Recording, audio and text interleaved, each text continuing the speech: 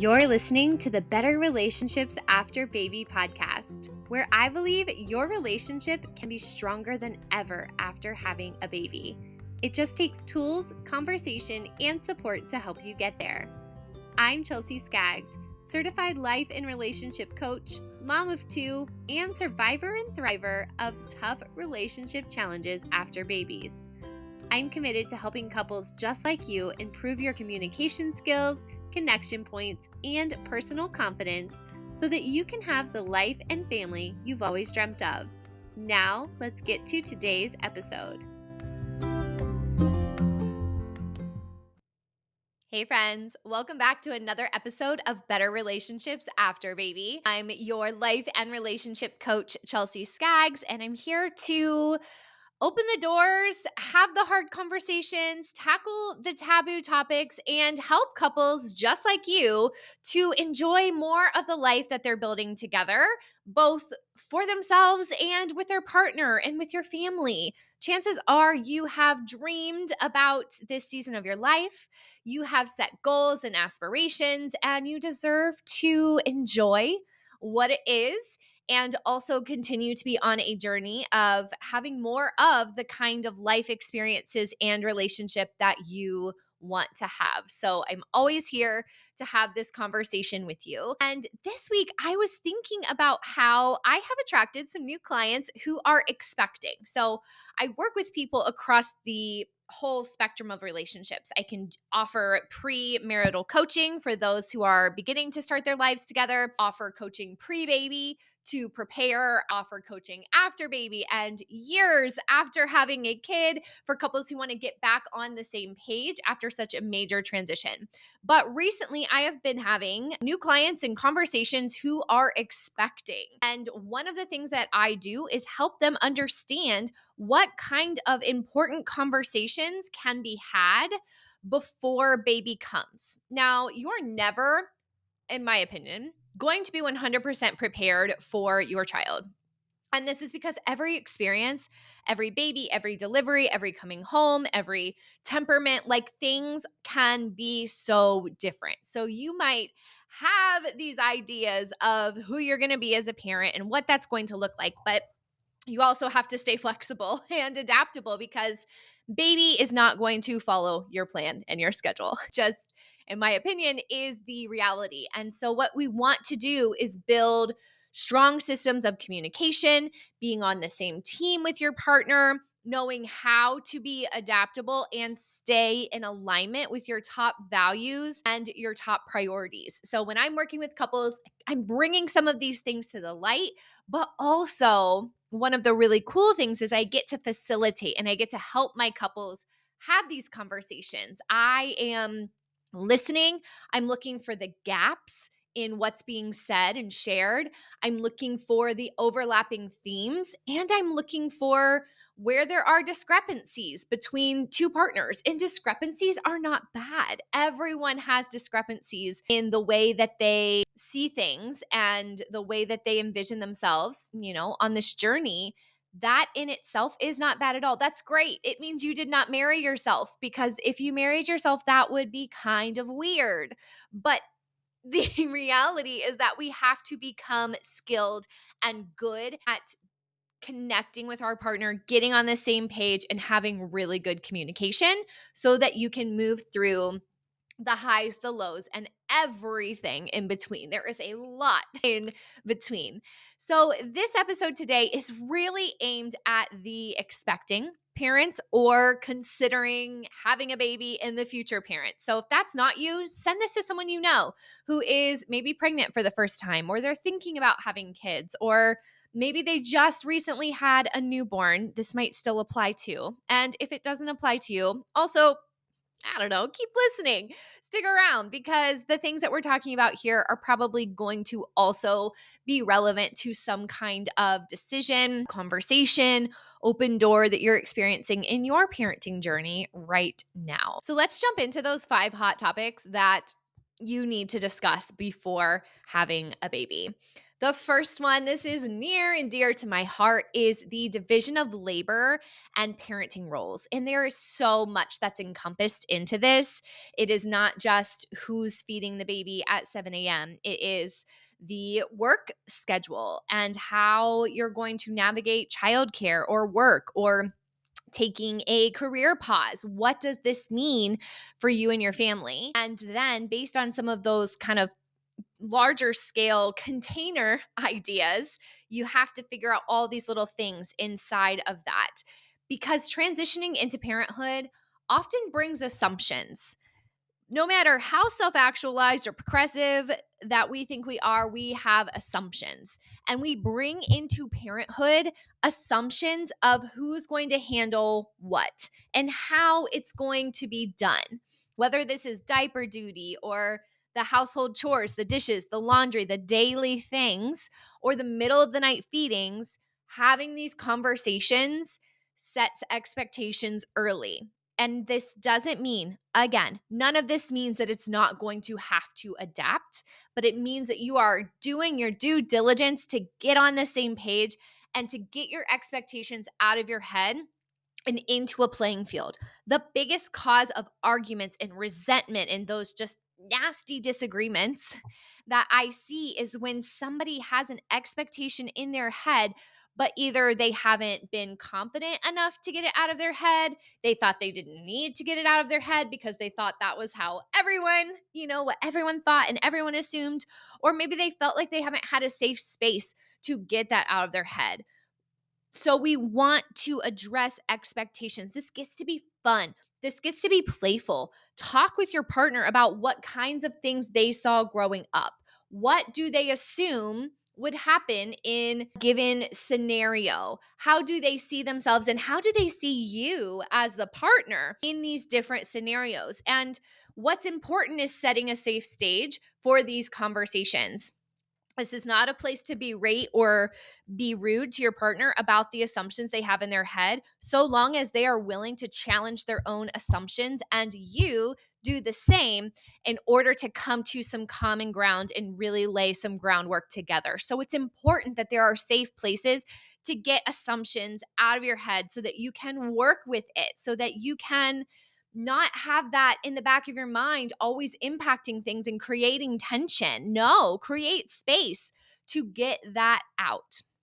We want to be avoiding resentment. We want to be avoiding a very unequal load that causes resentment and disconnect in partners. We want to avoid not having intimacy because of keeping score and feeling like if one person isn't pulling their load, the other person doesn't want to be intimate. These are problems that happen when we don't have this.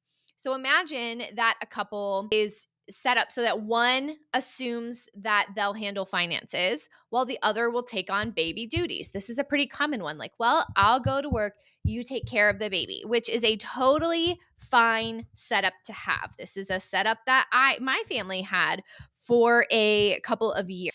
And that is fine, but there's so much to that. Without a discussion, the non-baby tasks are going to pile up, leading to feelings of burnout and inequality. So in this situation, here's what I always do. If someone's going to be a stay-at-home parent, we need a stay-at-home parent job description. I have a workshop coming up on how to create that because we need to be really clear about what the expectations are of an at-home parent. Being an at-home parent does not mean you are 24/7 responsible for all things baby and home while your partner goes to their 9 to 5 and brings home a paycheck. That is not going to fly. At least for my clients, it doesn't. For people who think along my wavelength, that's not going to fly. We need to have clarity on discussing the roles and being open to flexibility. When both parents are working, sometimes there's still this extra load that falls on one parent who maybe is more intuitive or more connected to baby in some ways. And these things create a chasm. Also, can be just the assumptions of finances, work at home, outsourcing. These are all things that you want to make sure you're talking about and talking about what seems normal in your head if you're not challenging your own assumptions, getting that out, and then doing the work of challenging your assumptions together. Number 2 is sleep schedules and nighttime responsibilities. This flows right in with number 1, but this is a really hard time. Newborn sleep patterns can create an intense fatigue. I mean, it is no joke. There's a reason why sleep deprivation is a type of torture. This is something that leads to irritability and stress, and it can be really difficult if you and your partner have two different perspectives on this. Now, I'm not going to say that you're going to align 100% on how to deal with sleep and routines and those nighttime responsibilities with your baby. There may be the reality that you're still going to have some disagreements around sleep training or not sleep training, or how many times to get up with the baby. But we want to make sure that you are having these conversations proactively, talking about what you think will be the best fit and how are you going to be adaptable to that. So, for example, if you decide before having baby that you are going to sleep train at 3 months, and then 3 months comes and you don't feel comfortable with that, that means you need to have a foundation to return to. You need to be able to have a new conversation saying, here's the new information or the new experiences, and here's where I would like to pivot or make a change. And what are you willing to take responsibility for in making a decision that maybe isn't the same as what your partner would be making? It doesn't mean you always have to be on the same page. It means we have to talk about what are the sacrifices, what are the areas that you're going to compromise on in order to do those things. So, as we're talking about sleep, take it upon yourself right now, if you're expecting, to look at various sources, look at various types of sleep. There's biological sleep patterns, there's sleep training, there's gentle sleep training, there's co-sleeping, there's so many different things, and you might not decide right now this is what we're going to do, but both of you being educated with resources on those different approaches is going to help you have a good conversation when you need to have it, and it's going to minimize resentment, because if one partner's looking everything up, then they're the ones making the decision, then they, one, feel alone in making that decision. They feel scared that if that decision isn't working out perfectly, they're going to get blamed. They don't feel like they have a teammate. Meanwhile, the person on the other side may have strong opinions but hasn't done their research. And so that makes that conversation very difficult. So just do your damn research on so many things here. Just a lot of couples skip this and they feel like, oh yeah, sleep when the baby sleeps. That's my approach. And my friends, yes, please try to sleep when the baby sleeps, which also means minimizing other distractions and expectations. But also that's not a plan. Know more about what kinds of decisions you're going to have to make in the heat of the moment when you're really, really fucking exhausted. Next, number 3 is parenting philosophies or outlooks. So this is another area for mutual research. My parenting philosophy has probably swung across the spectrum in different seasons. I started thinking I was just fully crunchy. My son's first birthday cake was a watermelon with homemade sugar-free icing on it, and that was totally fine. That worked well for us and our family in that time.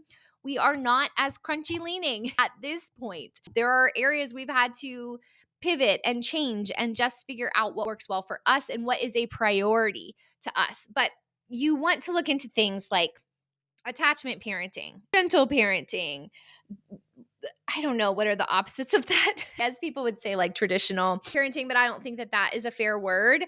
But things like how much screen time is acceptable? How do you raise a child and in their beliefs and in their values? And how do you approach things like sports and activities? What do you think about the frequency of socialization? Like, is it very important to one of you that you go to baby story time every week from the time baby is born? What are those things? How do you envision raising your child? Again, things are going to change. But what you want to get out of your head are those assumptions, those things that you just by default, and your partner just by default, see as normal. You've had two different lived experiences, different experiences with the examples you've seen on TV and in social media. You want to talk about those things. Like, when I picture a family, or when I picture, Saturday with a baby at home, here's what I picture. When I picture my child having a meltdown over not getting something in the toy aisle at the grocery store, here's what I imagine. Like, get playful, have fun talking about what you imagine as normal. And then the action point, the thing you can actually really hold on to here, is not deciding exactly what you're going to do in every situation or what label of parenting you're going to put yourself in, but figuring out what values matter most. What values and feelings are the most important for you and your family. Okay. Don't try to put yourself in a parenting box. Make your own damn box and figure out what things are non negotiable, how you're going to work together, and what are those values that at the end of the day, if everything else is chaos, that's what matters. That we showed kindness, that we were patient, that we had discipline. Like, this is different for everyone, but you want to get aligned on those top values. Number 4, financial planning and budgeting. Very important conversation for you to have. I am not the expert in this area, but I do know a couple of great experts. Actually, one that's going to join us on the podcast in just a couple of weeks. But the reality is that babies bring a whole new set of financial pressures, from the medical bills of literally bringing them into the world, to daycare costs, activities, savings, all of these different buckets. You want to make sure you're talking through how you're going to manage these new expenses and align on budgeting so that there's less of those in the moment arguments or financial strains, especially if this has been a strain on your relationship before and you don't necessarily agree all the time on what is worth the expenditure and what's not.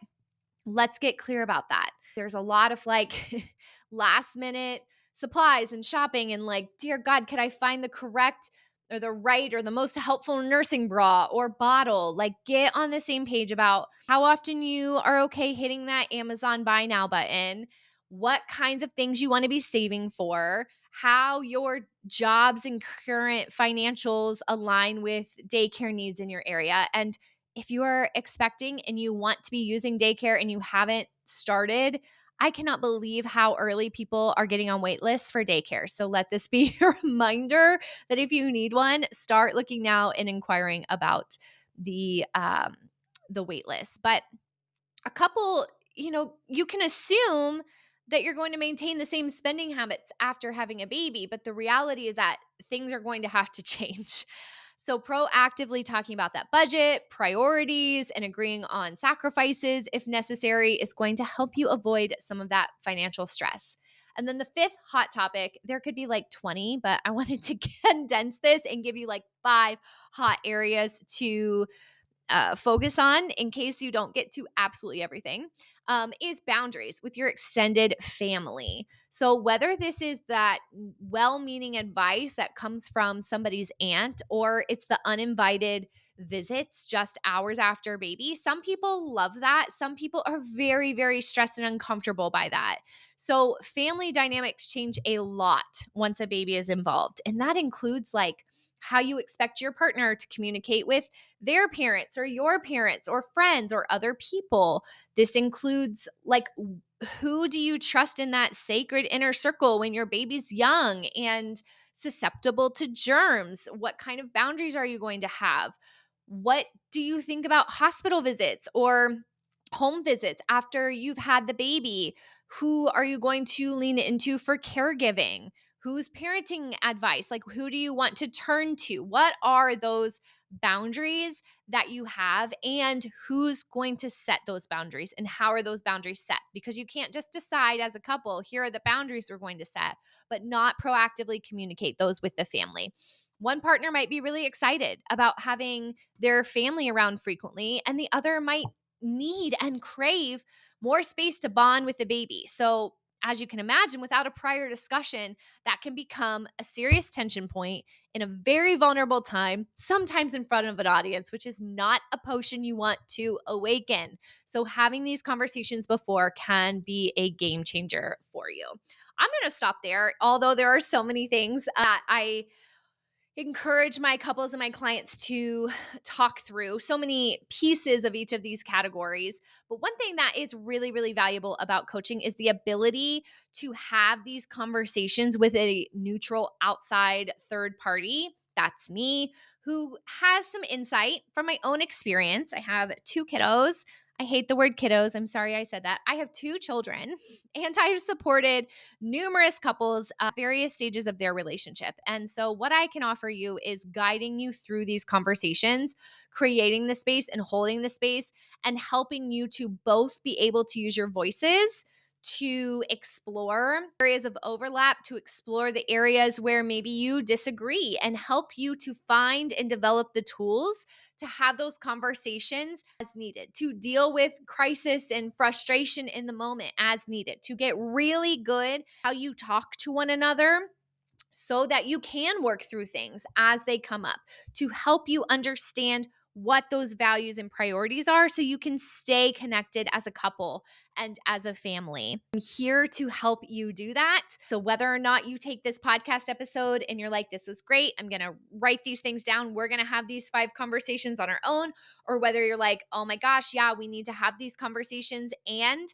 having some support to really help us do that more quickly, more intentionally, get a bigger bang for our buck, we're in for that. If you want some help on that, I'm happy to support you. I love supporting people after baby. I love supporting people before baby because of how proactive you can be and how much you really can do when you take the time and energy and resources to get on the same page with your partner. I want to save you frustration and heartache in the middle of the night in front of your father-in-law while your boobs are dripping breast milk and you're trying to figure out how to get the baby to sleep. Like, I want to help you not hit those moments in such a stressful way. I want to help you have the tools, have the foundation already ready so that you can focus on the teamwork and raising your baby and family. You can always reach out to me, Chelsea at postpartumtogether.com, or over on Instagram, Chelsea Brooke Skaggs. And if you have any questions, feedback, I would love to hear. What else would you add to this list? What of these conversations is most challenging? And kudos to you for listening, for being someone who doesn't want to just let life go on autopilot and ride the waves. You want to be the waves, baby. Cheers to being the waves. I'm proud of you. If you enjoyed this episode, I would be so grateful if you take a minute to help spread the word. As a small business owner, shares and reviews go a long way. So, share this episode with a friend, share it on your social media, and please leave a review if you haven't done so. This helps these messages get to more mamas, and you guys, that's how we change the world.